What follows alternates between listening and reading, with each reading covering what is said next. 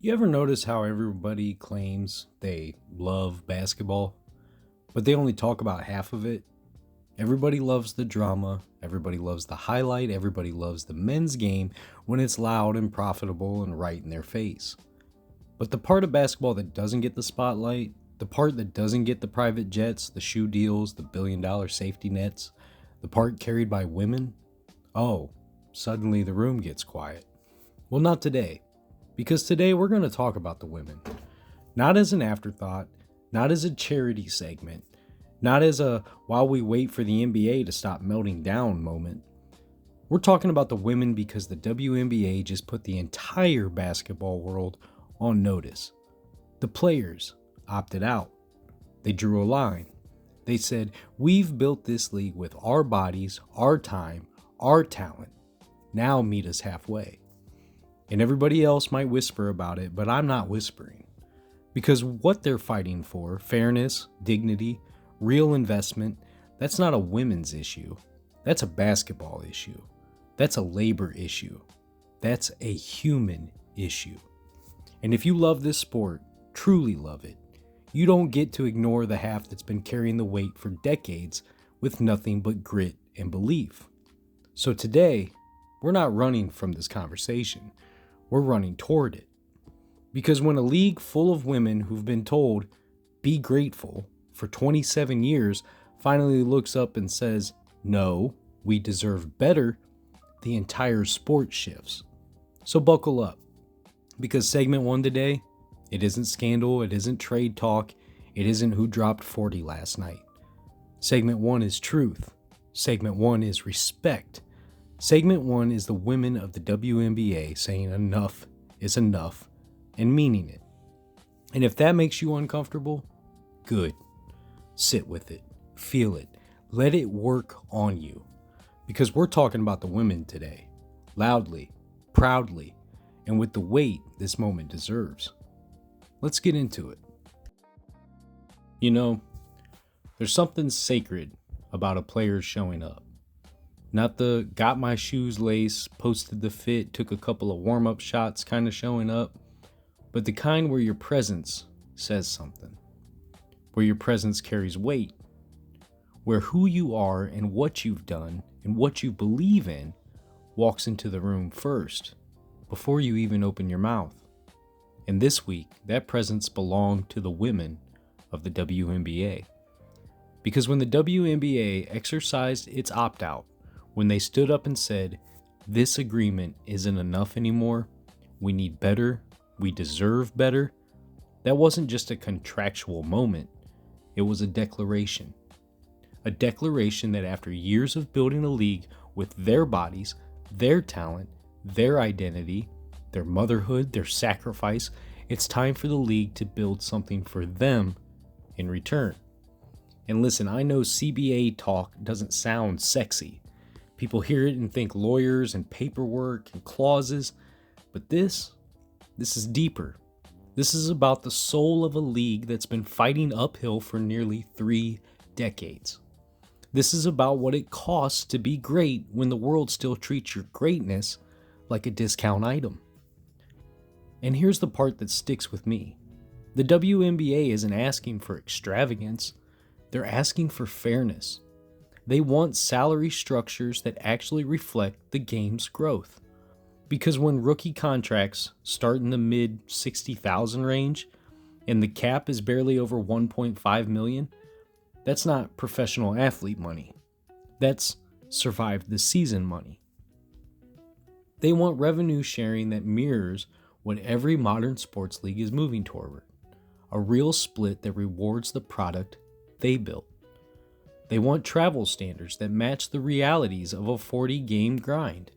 And yes, in 2024, the league finally committed to full-time charter flights after years of players begging for them. It's progress, but progress isn't permanence. And now the fight is making sure that those charters are locked into the new CBA, protected financially and not something that disappears when the budgets tighten. They want maternity protections that don't just exist on paper, but exist in practice. Because while the 2020 CBA brought real paid maternity leave and family planning benefits, we've still seen situations, from lawsuits and team behavior, that remind us the system doesn't always treat motherhood like a natural part of an athlete's career. Sometimes it still treats it like a liability. They want mental health resources that match the emotional burden of carrying an entire sport's visibility. Because when your league is asked to prove its worth every single day, mental bandwidth becomes part of the job description. These aren't luxuries. These are foundations. And what we're watching right now is the clearest moment the WNBA players have ever had to step forward collectively and say, we're done proving everything. Some things should already be given. That's not ego. That's leadership. And make no mistake, the NBA sees this, because the two leagues might operate separately, but they're connected in culture, in ownership, and in the future of the sport itself. What the WNBA is doing right now is a reminder of something the NBA occasionally loses sight of. You lift the entire sport by lifting the bottom. Not just the stars with shoe deals, not just the all-NBA faces, not just the veterans with brand power.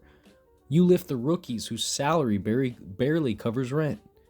You lift bench players who still feel pressure to go overseas in the winter to make ends meet. You lift the mothers whose careers shouldn't have to pause while their income does. You lift the veterans who've carried this league since day one without ever receiving the financial recognition that matches their legacy. And let's name the women leading this moment. Angel Reese, who's been vocal about pay equity. Caitlin Clark, whose arrival exploded attendance and viewership pressure overnight. Aja Wilson, the voice of this era's excellence. Sabrina Ionescu, Brianna Stewart, Kalia Copper, Brittany Griner, Nafisa Collier, Alyssa Thomas, faces and forces reminding the world that visibility isn't a gift, it's earned. These women aren't just hoopers. They're carrying the responsibility of their entire sport's evolution.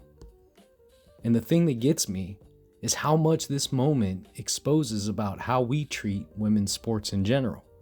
Because for decades, the message has been, be grateful, grow the game first, make it profitable, then we'll invest. But here's the truth nobody wants to say out loud. You can't grow something that you refuse to water. The WNBA has grown despite the lack of investment, not because of it. That's why this opt-out, this negotiation, this moment doesn't feel like paperwork. It feels like a pivot point. A point where an entire league is saying, we've held up our end. The attendance spikes, the ratings jumps, the merchandise sales, the cultural moments, the global buzz, now hold up yours. And this is where I land. Progress in sports never comes from the people in power. Progress comes from the people willing to take a risk for the ones coming after them. Oscar Robertson took that risk. Magic and Bird took that risk. Jordan took that risk in his own way, but the NBA's labor movement was built on players saying, we matter more than the machine. And today, that voice, that courage, it's coming from the WNBA.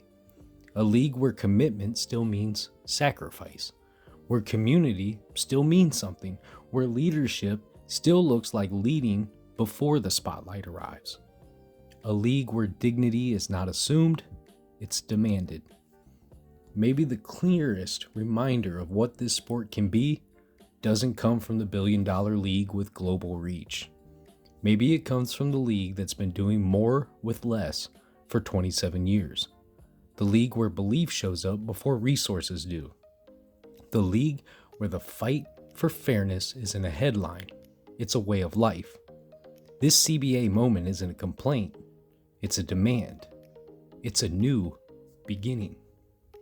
And hey, if conversations like this one mattered to you, if you think women's basketball deserves the same spotlight, the same respect, the same coverage, then do me a favor. Hit that like button, subscribe, drop a comment. Not for the algorithm, because the more we amplify these stories, the more the game grows for everybody. All right, let's keep it rolling.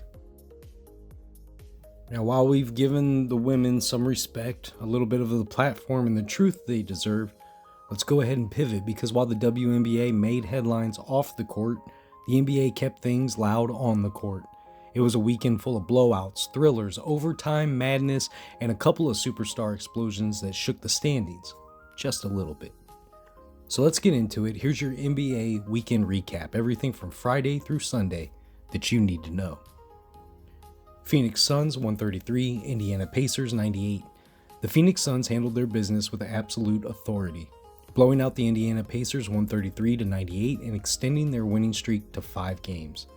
Devin Booker set the tone early with 33 points, controlling the pace and forcing Indiana into its heels from the opening tip. Phoenix played fast and decisive basketball, the kind of game where the ball rarely sticks. The shooters get clean looks and the scoreboard reflects it. For Indiana, this loss marks their 6th straight, and the frustration is starting to show. The Pacers never found consistency on either end, giving up big runs and struggling to generate quality offense. They were outclassed physically and outpaced rhythmically. Phoenix walked out of that building looking like a team sharpening itself for something bigger than a mid-November stretch. Golden State Warriors 109, San Antonio Spurs 108. This one was vintage Warriors and vintage Curry. Golden State edged San Antonio 109-108 behind a 49-point explosion from Steph Curry, who delivered one of those performances that reminds you that he can still bend a game entirely to his will. The Warriors were down late but stayed poised, chipping away possession by possession until Curry closed the door in the 4th quarter. San Antonio fought hard and gave themselves a chance at the buzzer, but Golden State executed just well enough on the final defensive stand to seal the win. The Warriors haven't always looked connected this season, but a road win powered by Curry dropping nearly 50, that kind of night can be a spark. For the Spurs, it's another game where the young talent showed flashes, but execution against great players remains their lone hurdle. Los Angeles Lakers 119, Milwaukee Bucks 95. The Lakers made a statement in Milwaukee with a 119-95 win, and everything ran through Luka. The superstar put up 41 points, dictating tempo and punishing every coverage the Bucks threw at him. LA dominated the second half, turning a competitive opening stretch into a comfortable win behind composed half-court offense and timely stops. Doncic didn't just score, he organized the entire rhythm of the game, keeping the Lakers in control for most of the night. The Bucks, despite strong early energy, simply couldn't keep up once the Lakers found their stride. Milwaukee has the firepower, but the supporting cast faded as the game wore on, leaving Giannis to shoulder too much. It's mid-November, but this felt like the type of game where a Western Conference contender walks into your arena and reminds you what playoff poise looks like. New York Knicks 140, Miami Heat 130. New York's offense erupted in a 140-130 win over Miami, powered by 39 points from Karl Anthony Towns and one of his most fluid scoring performances of the season. Towns stretched the Heat's defense into the breaking point. Face-up jumpers, pick-and-pop threes, mismatches on the block, he had the entire scoring package working. The Knicks played assertive, confident basketball, attacking early in the clock and forcing Miami into uncomfortable switches all night. Miami wasn't bad offensively. 130 points is production, but their defensive issues caught up with them. Every time the Heat trimmed the lead, New York responded with a run, a big shot, or a quick-hitting action that flipped the momentum back. In an NBA Cup matchup loaded with offense, the Knicks simply outgunned the Heat, and Towns controlled the evening. Milwaukee Bucks 147, Charlotte Hornets 134 in overtime. In one of the highest scoring games of the weekend, Milwaukee outlasted Charlotte 147-134 in overtime to remain undefeated in NBA Cup play. The Bucks leaned into their size and pace, using transition attacks and timely shooting to overwhelm the Hornets as the game wore on. Their offensive rhythm was steady all night, but it hit another level in overtime when the Bucks closed the door. Charlotte deserves credit for pushing Milwaukee into this extra frame. They hit tough shots, ran the floor, and refused to fold. But once overtime started, the Hornets simply couldn't get stops. The Bucks tightened up both ends of the floor and ran away with the final 5 minutes. If there's one team treating cup games like they matter in mid-November, it's Milwaukee. Boston Celtics 121, LA Clippers 118.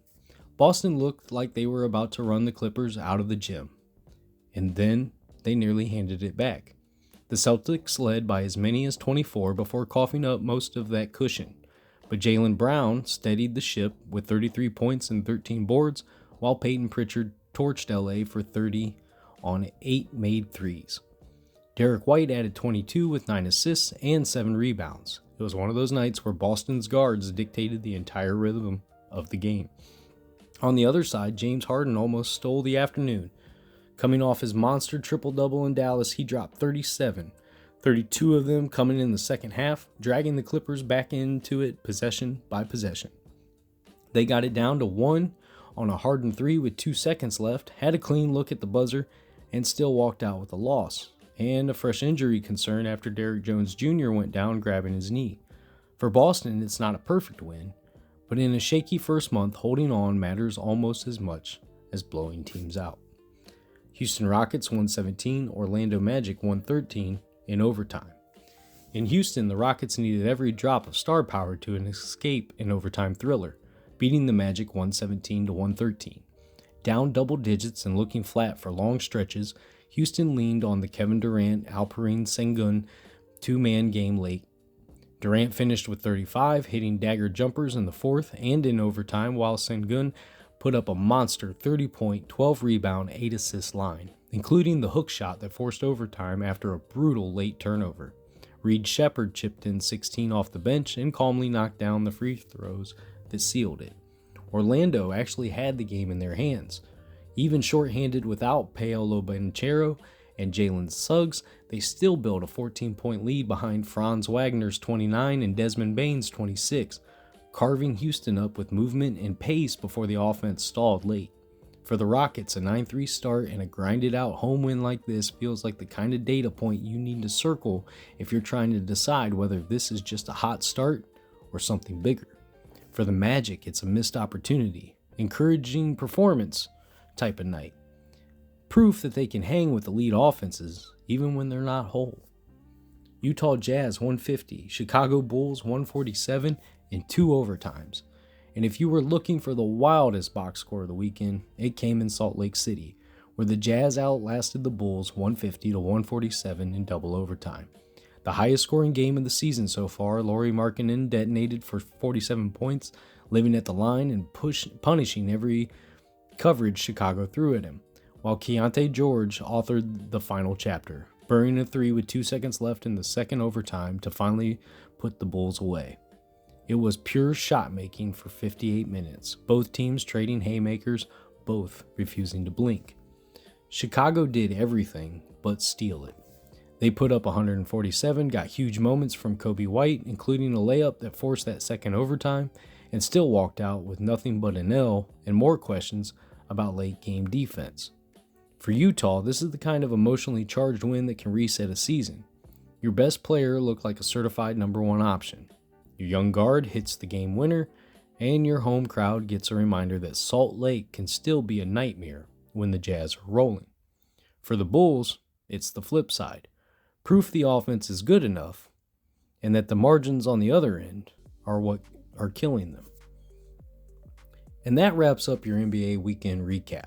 Blowouts, single overtime, double overtime, and a couple of games that might end up defining the first month of the season. A wild 3 days in the league, and we've still got more to get to. Alright, we've hit the emotions, we've hit the results, but there's something bigger happening across the sport right now. Something that sits right between the headlines and the box scores. So before we bring this show home, let's zoom out for a second. Let's talk about the state of the game. Not just the men's game, not just the women's game, but basketball as a whole. You know, watching basketball this weekend, jumping between the WNBA's fight off the court and the NBA's fireworks on the court, it really hit me how alive this sport is right now. Not perfect, not settled, but alive in a way that feels like something underneath us is shifting while we're all still trying to ground our feet. The game is louder than it's ever been. The game is faster than it's ever been. The game is more skilled than at any point in history of its sport. But it's also asking questions that it hasn't asked in a long time. Look at the NBA this weekend, the performances that we just recapped. And it's obvious the talent pool is overflowing. Guys aren't just hooping, they're problem solving in real time, breaking down the geometry of the court, stretching defenses until they snap. Every night feels like a masterclass in shot creation and pace manipulation. And yet, the NBA is still figuring itself out. Some teams know exactly who they are. Some are masquerading as contenders. Some look like they're reading a script that they didn't write. Some are trying to find themselves while the league moves at 100 miles an hour around them. Then you look at the WNBA, and the story shifts. Not because their product is any less compelling, but because the stakes they're fighting for are foundational. The fundamentals, the execution, the systems, those things have been polished for years. What they're demanding now is that the infrastructure finally catches up. And what fascinates me is how both leagues, with completely different battles, are pushing the same message. The game can be better, and we're not waiting for permission to raise the standard anymore. NBA players are pushing evolution through skill. WNBA players are pushing evolution through courage. Two different battles, but the same mission. And it made me think about what loyalty to the sport really means. Because too many people treat basketball like a playlist. Skip to the tracks they don't want, replay the ones that they do, missing the bigger picture. The game isn't a playlist. It's an album, a full work, a story with highs and lows, tensions, and payoff. If you love basketball, you can't just love the loud parts. You have to love the craft, the development, the identity shifts, the uncomfortable conversations, the growth moments, and the evolution of the sport in real time. And that's the state of basketball right now. Two leagues pushing the game forward in different ways. The NBA is evolving on the floor, the WNBA is evolving off of it. One is testing the limits of skill, the other is testing the limits of structure. Put the two together, and that's what basketball's next 20 years will look like. A sport that is both higher in talent and higher in integrity if we let it grow the way the players are pushing it. Because that's the real heartbeat of the sport right now. The players, in both leagues, they're refusing to settle. They're refusing to settle for old norms, for old expectations, for outdated systems, for outdated beliefs about what basketball is supposed to be and who it's supposed to belong to. They're demanding more, and in doing so, they're making the game more exciting, more honest, more global, more unified, more reflective of the people who actually make it beautiful. So yeah, the state of the game right now, it isn't perfect, but it's alive and it's evolving. And it's being shaped by players who aren't afraid to fight for the version of basketball they want to leave behind. And partner, that makes this one the most exciting eras to ever be a fan. Because we're not just watching games, we're watching transformation. Before we wrap up this segment, quick shout out to our partner over at Dubby. Go to Dubby.gg, the clean energy formula that powers the show. Use promo code Round Ball Rants to save on your next order. Fuel your focus, fuel your passion, fuel your love for the game. All right, let's bring this all home. We've talked about women, we've talked about the weekend, we've talked about where the sport is and where it's going. Now let's strip this game back to its core, the pure version, the human version, and talk about why basketball, in every form, deserves our love. This is the bounce, where we say goodbye and leave you with something to carry into tomorrow. You know, when you strip the game down to its core, the hardwood, the ball, the rim, the rhythm, basketball is one of the purest things that we've ever created. But somewhere along the way, people tried to attach sex to it. Not literal sex, but sexualization, gendering, sorting, labeling, dividing. They started saying things like women's basketball isn't the same, or supporting the W means you're pushing an agenda, or call me when they can dunk, as if that somehow proves something. And the funny part, they can. Lisa Leslie broke that barrier back in 2002, and Brittany Griner has thrown down 27 WNBA dunks, the most in league history. The rim never cared who rose up to meet it, only people did. And maybe I take this a little more personally because I've been connected to the W longer than I ever realized. When the league launched back in 1997, I was 11 years old. And I still remember hearing on the radio that Cleveland was getting a WNBA team. But at the time, I misheard it. I thought the Cavs were changing their name to the Rockers. And I was devastated. I remember sitting there thinking, man, that's a terrible name for the Cavs. Then the season started, and I learned the truth. We had a women's team. We had a WNBA franchise. We had something brand new. And as much as I tried to get behind the Rockers that first year, I'll be honest, my heart drifted west. I found myself watching Lisa Leslie and the Sparks every chance I got. I followed Cynthia Cooper, one of the coldest closers the sport has ever seen. I loved Becky Hammon's game before she became the coaching genius that she is today. I watched Tamika Catchings dominate with a kind of toughness that made you feel the game differently. And now, years later, there's a whole new wave of players. Players like Caitlin Clark, who bring an energy and a gravity to the sport that you feel.